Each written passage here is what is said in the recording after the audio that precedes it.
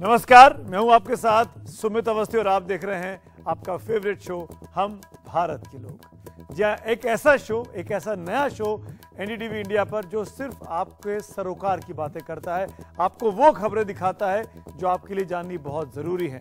आज भी ऐसी कुछ खबरें लेकर हम हाजिर हुए हैं। आज की खबर थोड़ी सी पॉलिटिकल है, प्रदेश में पॉलिटिकल माहौल है, चुनाव में हम जा रहे हैं, इसीलिए इस खबर को देखना जानना आप सबके लिए बहुत जरूरी है। तो पहली खबर जो आज हम आपके सामने लेकर हाजिर हुए हैं वो है राहुल गांधी से जुड़ी हुई। राहुल गांधी को आज सुप्रीम कोर्ट से बड़ी राहत मिल गई है। उनकी सजा पर रोक लग गई है, यानी उनकी सांसदी अब वापस होगी। राहुल गांधी को राहत मिली, INDA गठबंधन में हर्षोल्लास का माहौल आ गया है।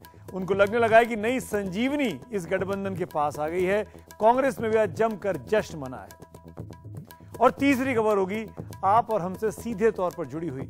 लैपटॉप, आईपैड वगैरह हम सब खूब इस्तेमाल करते हैं। अब सरकार ने इनके आयात पर रोक लगा दी, यानी अब आपको देसी, स्वदेशी, आत्मनिर्भर भारत की पहचान लैपटॉप का इस्तेमाल करना होगा। इस कदम के जरिए भारत चीन को एक बड़ा संदेश भी देने की कोशिश कर रहा है कि हम अपने काम पर, अपने सामान पर विश्वास करते हैं, न कि विदेशी चीजों पर। बारी बारी से तीनों खबरों पर हम बात करेंगे।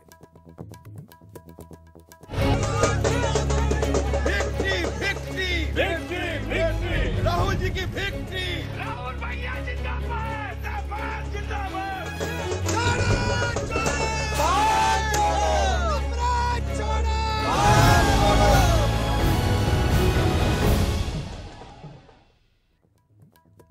मोदी सरनेम केस में कांग्रेस नेता राहुल गांधी को आज बहुत बड़ी राहत मिली। सुप्रीम कोर्ट ने राहुल गांधी को जो 2 साल की सजा मिली हुई थी, उनको निचली अदालत से उस पर रोक लगा दी है। इसके साथ ही उनकी संसद सदस्यता बहाल होने का रास्ता बिल्कुल साफ हो गया है। राहुल गांधी की सजा पर रोक लगाते हुए सुप्रीम कोर्ट ने कहा कि उन्हें अधिकतम 2 साल की सजा दी गई, लेकिन निचली अदालत ने कारण नहीं बताए कि उनको क्यों यह मैक्सिमम पनिशमेंट, अधिकतम सजा दी गई है। हाई कोर्ट ने भी इस पर मुहर तो लगा दी, लेकिन अपनी टिप्पणी में नहीं बताया कि क्यों अधिकतम सजा दी जा रही है। आज सुप्रीम कोर्ट में बहस हुई। दोनों पक्षों से बड़े वकील थे। राहुल गांधी की तरफ से अभिषेक मनु सिंघवी, तो याचिकाकर्ता पूर्णेश मोदी की तरफ से बीजेपी के नेता महेश जेठमलानी। हम बारी बारी से आर्गुमेंट्स को आपको दिखाते हैं और फिर सुप्रीम कोर्ट ने क्या कहा वो भी आपको बताता हूं। तो पहली बात करते हैं राहुल गांधी के वकील अभिषेक मनु सिंघवी की, जो कि कांग्रेस के नेता भी हैं और सांसद भी हैं।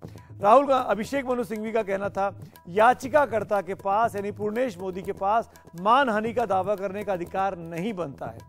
यह एक सुनियोजित राजनीतिक अभियान है। भाषण में जिनका नाम लिया गया, जैसे नीरव मोदी, ललित मोदी, उन्होंने तो मुकदमा नहीं किया, किसी तीसरे व्यक्ति ने आके मुकदमा कर दिया जिनका नाम नहीं लिया गया। यह भी अभिषेक मनु सिंघवी ने अपने तर्कों में कहा कि बीजेपी वाले ही आखिरकार मुकदमा क्यों कर रहे हैं, देश में तो और भी बहुत से मोदी सरनेम के लोग रहते हैं। अभिषेक मनु सिंघवी के तर्कों में यह भी था कि यह कोई अपहरण, रेप या हत्या का मामला नहीं है कि इतनी बड़ी और इतनी कठोर सजा दी जाए। ऐसे में अधिकतम सजा 2 साल की जो तय थी इस कानून में, उसको क्यों दिया गया। अब बात करते हैं महेश जेठमलानी की, जो कि बीजेपी के नेता पूर्णेश मोदी के वकील थे। उनका क्या कहना था? उन्होंने कहा कि इरादा जो राहुल गांधी का था वो मोदी उपनाम वाले, मोदी सरने वाले हर व्यक्ति को बदनाम करने का था, क्योंकि ये प्रधानमंत्री के उपनाम जैसा है। प्रधानमंत्री का उपनाम भी मोदी है, तो वो एक मोदी के बहाने पूरी मोदी कम्युनिटी पर हमला कर रहे थे। राहुल गांधी ने कहा, आपको याद होगा कि इन सब चोरों के नाम मोदी मोदी क्यों होते हैं। राहुल गांधी ने बयान एक चुनावी रैली में दिया था 2019 में, उसी का जिक्र महेश जेठमलानी ने किया। तो ये बात तो हो गई अभिषेक मनु सिंघवी की और महेश जेठमलानी के तर्कों की। अब सुप्रीम कोर्ट की बेंच ने क्या कहा अपने इस फैसले को सुनाते हुए, वो आपको बता देते हैं। सजा सिर्फ एक व्यक्ति की नहीं है, बल्कि संसदीय क्षेत्र के पूरे पर असर पड़ता है। ये बहुत महत्वपूर्ण टिप्पणी थी कि आप राहुल गांधी को सजा दे रहे हैं, उनकी सांसदी खत्म हो रही है, तो सिर्फ राहुल गांधी को सजा नहीं मिली है, वायनाड जिसको वो रिप्रेजेंट करते हैं, उनकी संसद में आवाज खत्म हो गई है, उसको आपने, उन तमाम लोगों को आपने सजा दे दी है इसके जरिए। ट्रायल जज ने अधिकतम 2 साल की सजा दी। सुप्रीम कोर्ट के जजों ने कहा, यह भी कहा कि अधिकतम सजा देने के तर्क दिए जाते हैं, लेकिन ट्रायल कोर्ट ने कोई जिक्र तक नहीं किया कि अधिकतम सजा वो क्यों दे रहे हैं। फिर उसके बाद सुप्रीम कोर्ट की बेंच ने हाई कोर्ट के फैसले का जिक्र किया कि हाई कोर्ट का फैसला भी बहुत दिलचस्प है। इसमें एक सांसद को कैसे बर्ताव करना चाहिए वो डिटेल में हाई कोर्ट ने अपने फैसले में समझाया। सजा अगर ये हाई कोर्ट एक दिन भी कम देता, यानी 2 साल की बजाय 1 साल 9 महीने की, 1 साल 11 महीने 29 दिन की भी देता, तो राहुल गांधी की सदस्यता खत्म नहीं होती।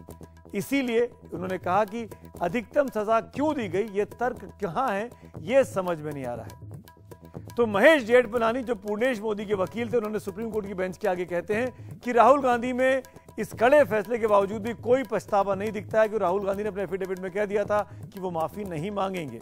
सुप्रीम कोर्ट ने कहा आखिर में अपनी टिप्पणी में उनको राहत देते हुए राहुल गांधी को कि राहुल गांधी की टिप्पणी गुड टेस्ट में नहीं थी, यानी नसीहत दी है राहुल गांधी को, और कहा कि जब आप सार्वजनिक जीवन में होते हैं तो इस तरह की बातों को सतर्क रहने की जरूरत है, जहां आप किसी के ऊपर सीधा हमला ना कर दें।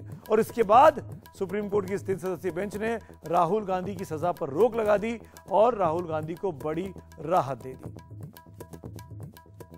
तो अब राहुल गांधी को संसद की सदस्यता पाने के लिए क्या करना होगा, ये बहुत महत्वपूर्ण बात है कि राहुल गांधी को संसद की सदस्यता अगर अब वापस पाना है तो उनको किन कदमों को उठाना पड़ेगा। सबसे पहले राहुल गांधी को लोकसभा सचिवालय में एक अर्जी देनी होगी, दरखास्त देनी होगी कि भाई वो अपनी बहाली दोबारा चाहते हैं।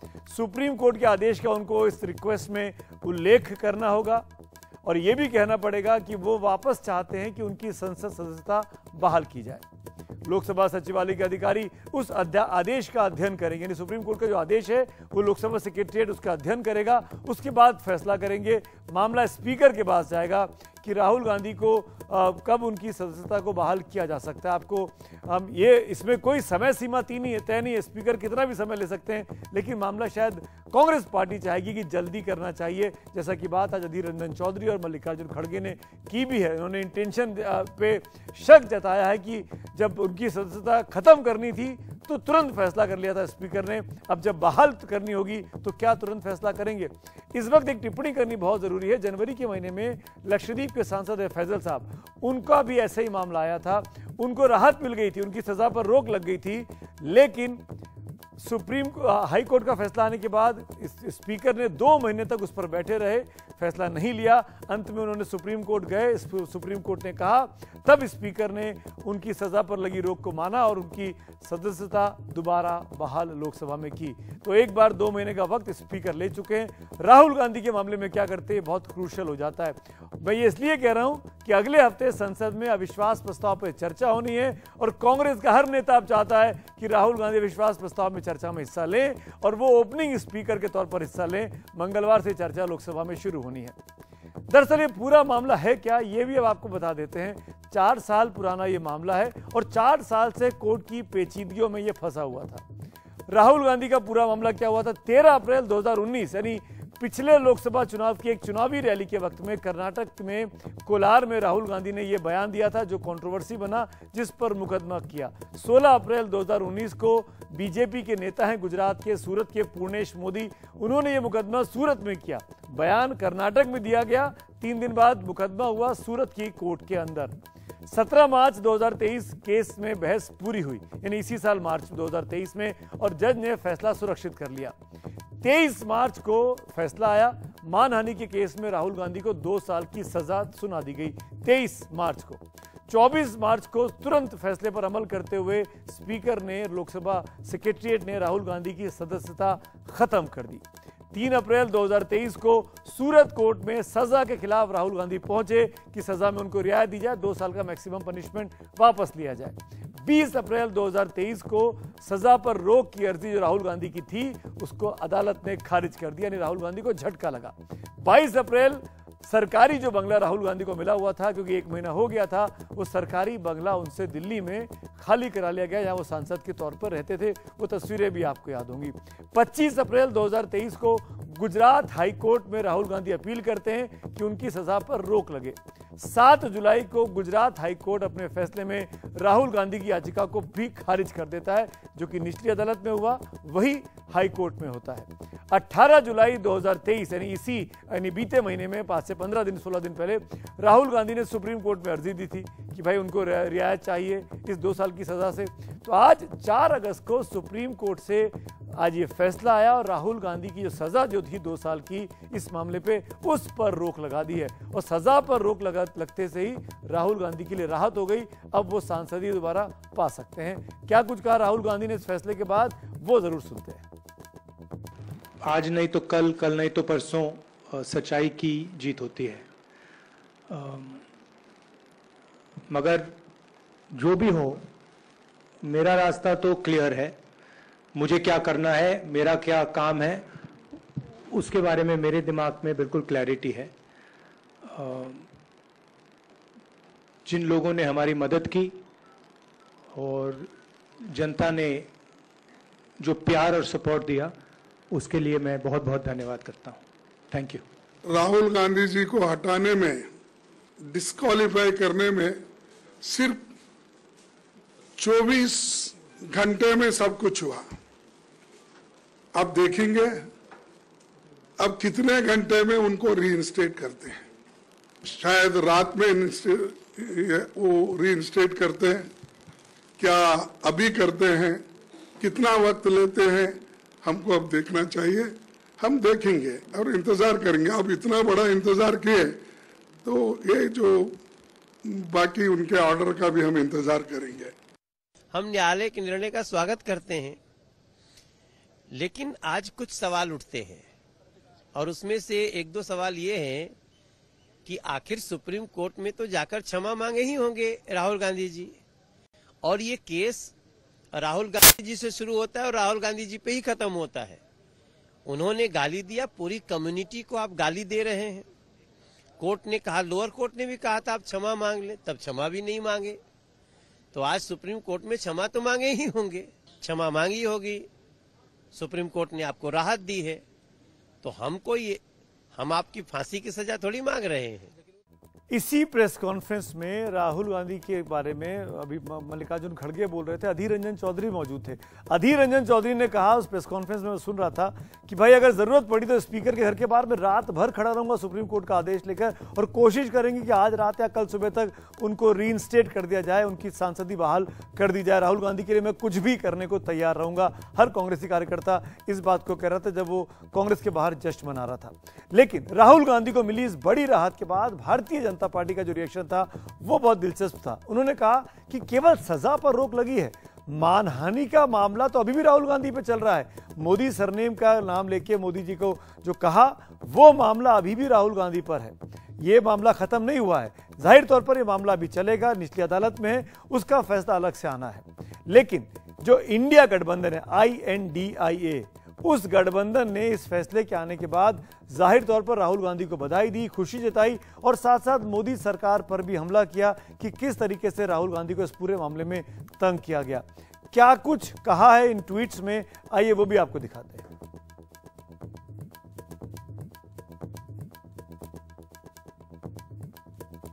अखिलेश यादव का ट्वीट आपके सामने है। माननीय सर्वोच्च न्यायालय ने राहुल गांधी जी की सजा पर रोक लगाकर भारतीय लोकतंत्र और न्यायपालिका में लोगों की आस्था को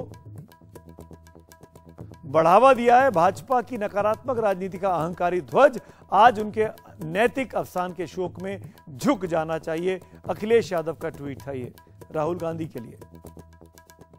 इसके बाद तेजस्वी यादव ट्वीट करते हैं, माननीय सर्वोच्च न्यायालय का राहुल गांधी के संदर्भ में लिया गया फैसला स्वागत योग्य है। अगर भाजपा के दुष्प्रचारी एवं कॉम्प्रोमाइज तंत्र को यह झटका नहीं लगता तो कई और विपक्षी नेताओं को ये साजिशों व षड्यंत्रों के तहत विधायिका से बाहर रखने की जालसाजी जारी रखते। सत्यमेव जयते।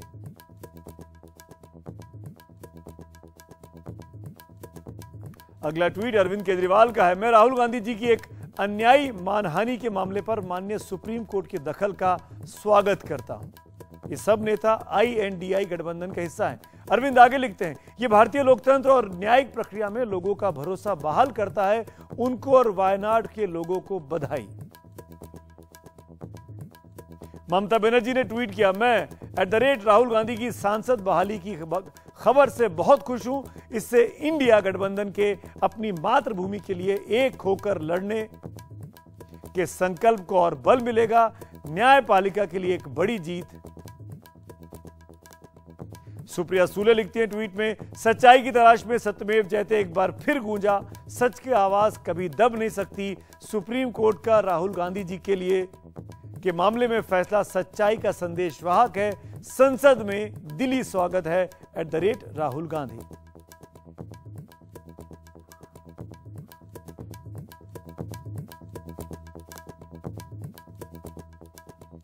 और आपको बता दूं कि इस महीने के आखिर में मुंबई में इंडिया गठबंधन की बैठक होनी है। कन्वीनर का नाम का तय होना है। ऐसे में राहुल गांधी की सांसदी बहाल होने के बाद जाहिर तौर पर बहुत ज्यादा खुशी का माहौल आप कह सकते हैं इंडिया के घटक दलों में है कि उनको लगता है कि कन्वीनर का जब फैसला होगा तो राहुल गांधी की मौजूदगी होने की वजह से अब फैसला करना और आसान भी हो सकता है। आगे बढ़ते हैं आज की दूसरी बड़ी खबर की ओर, जो कि लैपटॉप और आईपैड और तमाम गैजेट से जुड़ी हुई है, क्योंकि और सबसे बड़ी बात यह है कि हमको आत्मनिर्भर बनाने के लिए प्रेरित करने वाली यह खबर है। आज भारत सरकार ने विदेशों से आने वाले लैपटॉप वगैरह पर पाबंदी लगा दी। यानी अब से देश में बनने वाले ही लैपटॉप और कंप्यूटर आपको मिल पाएंगे। बाकियों के लिए यानी विदेशी सामान के लिए इन कंपनियों को हिंदुस्तान में उसको बेचने के लिए सरकार से इजाजत लेनी होगी, परमिशन लेनी होगी। ये कदम भारत में बने इलेक्ट्रॉनिक सामान को बढ़ावा देने के लिए सरकार ने उठाया है। समझने की आप कोशिश करते हैं कि यह पाबंदियां क्या हैं और इनका हम पर और आप पर क्या असर पड़ने वाला है। इलेक्ट्रॉनिक सामान आयात पर जो पाबंदी लगी है वो ग्राफिक्स के जरिए आपको समझा रहा हूं। Laptop, tablet, all in one PC, ultra small PC, server, इन तमाम चीजों के आयात पर पाबंदी लगा दी गई है। कंपनियों को आयात के लिए अब सरकार से अनुमति लेनी होगी अगर वो हिंदुस्तान में इन सामान को बेचना चाहते हैं। HSN कोड 8471 के तहत ये पाबंदियां लगाई गई हैं। इलेक्ट्रॉनिक सामान की 7 श्रेणियों में पाबंदियां लगी हैं। अब आप ये पूछेंगे कि HSN कोड क्या है, वो आपको समझा देते हैं। 8471 जो कोड है, डेटा प्रोसेसिंग करने वाले गैजेट के टैक्स के वर्गीकरण का ये एक प्रावधान है। क्यों लगी हैं ये पाबंदियां, इस बात को समझ लीजिए। घरेलू उत्पादों को बढ़ावा देने के लिए यानी आत्मनिर्भर भारत को बनाने के लिए, मेक इन इंडिया प्रोडक्ट्स को बढ़ावा देने के लिए, नागरिकों की सुरक्षा सुनिश्चित करने के लिए, क्योंकि बहुत सा सामान हम लेते हैं वो चीन से आता है और ये मानते हैं कि हमारा डेटा जाने अनजाने में चीन के पास ऐसे ही चला जाता है। निजी और संवेदनशील डेटा सुरक्षित यहीं रहे, हिंदुस्तान के सर्वर में रहे, न कि विदेश में किसी और सर्वर में चला जाए। इसलिए सरकार ने ये महत्वपूर्ण फैसला विदेशी सामानों के आयात पर, जो इलेक्ट्रॉनिक गैजेट्स हैं, उस पर लगा दिया है। क्या इसका आप पर फायदा होगा? पहली बात तो ये कि आप हिंदुस्तान में बना, भारत में बना सामान खरीद पाएंगे। भारत की प्रगति में आप डायरेक्टली कंट्रीब्यूट कर पाएंगे आपकी जेब के जरिए। यानी और सबसे बड़ी बात ये कि हम जो सामान अपने देश में बना हुआ खरीदेंगे उससे हमारे सामान को तो बढ़ावा मिलेगा ही मिलेगा, हमारे लोगों को बढ़ावा मिलेगा, यहाँ रोजगार मिलेगा और चीजें सस्ते तौर पर आसानी से उपलब्ध हो जाएंगी। विदेश जैसी भारी कीमतें आपको नहीं चुकानी होगी। जनता का नुकसान क्या होगा इस फैसले से? जो स्थापित कंपनियां हैं उनकी जो प्रीमियम उत्पाद है, जो लोग बड़े महंगे शौक रखते हैं, बड़ी महंगी चीजें रखना चाहते हैं, उनको और महंगी चीजें वो मिलेंगी, वो महंगी चीजें और महंगी हो जाएंगी, उनकी जेब पर बोझ पड़ जाएगा। इस पूरे मामले को लेकर जो मंत्री हैं राजीव चंद्रशेखर, उन्होंने एक ट्वीट किया है। भारत डिजिटल उत्पादों का दुनिया में सबसे तेजी से बढ़ता बाजार बनता जा रहा है। आने वाले दशक में भारत और डिजिटल नागरिक करोड़ों डिजिटल उत्पाद लेंगे। तेजी से बढ़ते डिजिटलाइजेशन और डिजिटल अर्थव्यवस्था से मांग बढ़ रही है। भरोसेमंद हार्डवेयर और सिस्टम सुनिश्चित करने और आयात निर्भरता घटाने की सरकार का लक्ष्य ये लाइसेंस राज नहीं है, आयात पर निगरानी मकसद, यानी इंपोर्ट को सरकार बैन करना चाहती है। यह इंपॉर्टेंट ट्वीट किया राजीव चंद्रशेखर ने। देखिए, मेरे ख्याल में विदेश देशों तो खुश नहीं होंगे, क्योंकि उनका तो संदेश है कि फ्री ट्रेड होना चाहिए और हमारे देश में उनके प्रोडक्ट्स बेचने की जरूरत है। मेरे ख्याल में जो मेक इन इंडिया के प्रोग्राम अगर आप देखेंगे तो नेचुरली भारतीय सरकार चाहती है कि हमारी कंपनीज को जरा सा और इंसेंटिव मिल जाए और अगर कंपटीशन को कम कर दे तो वो लोग फ्लरिश कर सकते हैं यहाँ। मेरी पर्सनल व्यू है ये है कि मार्केट जरा फ्री ही रहना चाहिए। ये होना नहीं चाहिए।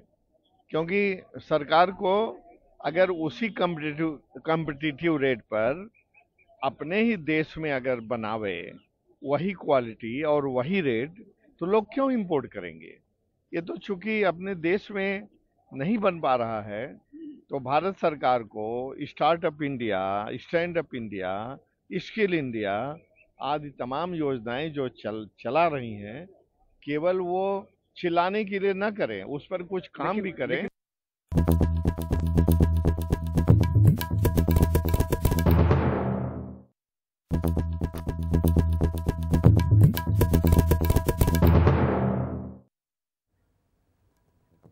हम भारत के लोग देख रहे हैं आप।